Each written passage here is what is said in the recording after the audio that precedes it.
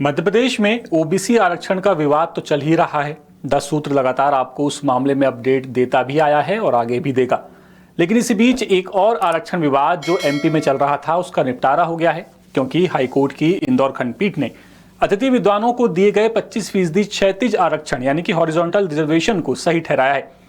बता दें कि सरकारी कॉलेजों में असिस्टेंट प्रोफेसर की भर्ती से जुड़ा हुआ ये विवाद था, जिसकी याचिका हाईकोर्ट ने खारिज कर दी है और ये भी साफ कर दिया है कि इससे आरक्षण की 50% की सीमा नहीं टूटती। यह पूरा विवाद, जैसा कि मैंने आपको बताया, सहायक प्राध्यापक भर्ती से जुड़ा हुआ है। दरअसल सरकारी कॉलेजों में असिस्टेंट प्रोफेसर के 97 पदों पर भर्ती होनी थी। इनमें अतिथि विद्वानों के लिए 25% आरक्षण का प्रावधान था। यह आरक्षण हर वर्ग के अंदर दिया गया था। याचिकाकर्ताओं ने सरकार के फैसले को चुनौती दी। इनमें 24 दिसंबर 2024 का आदेश, 30 दिसंबर का भर्ती विज्ञापन और 31 दिसंबर की अधिसूचना शामिल थी।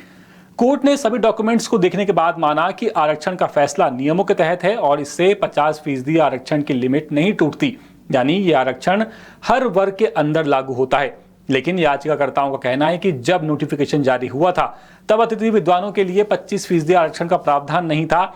यह कहा गया कि बाद में किए गए नियम संशोधन को पुराने भर्ती विज्ञापन पर लागू नहीं किया जा सकता।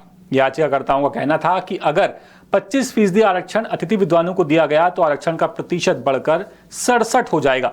सुप्रीम कोर्ट की 50% आरक्षण सीमा का हवाला दिया गया।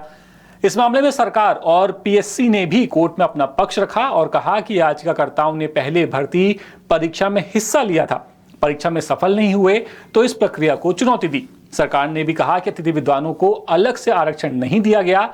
पीएससी ने भी कहा कि भर्ती नियमों के तहत हो रही है। इसके बाद हाईकोर्ट ने याचिकाकर्ताओं की याचिका खारिज कर दी।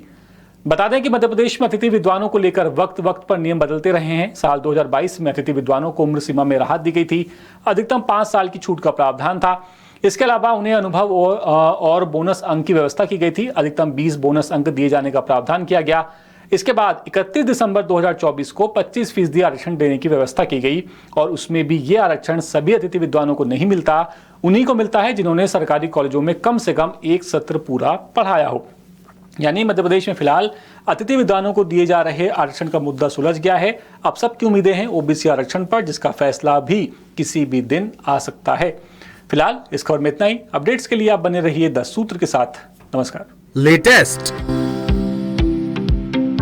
इन्वेस्टिगेटिव और इन डेप्थ खबरें देखने के लिए ज्वाइन कीजिए 10 सूत्र का व्हाट्सएप चैनल, सब्सक्राइब कीजिए यूट्यूब चैनल, लाइक कीजिए फेसबुक पेज और पढ़ते रहिए www.dasootra.com।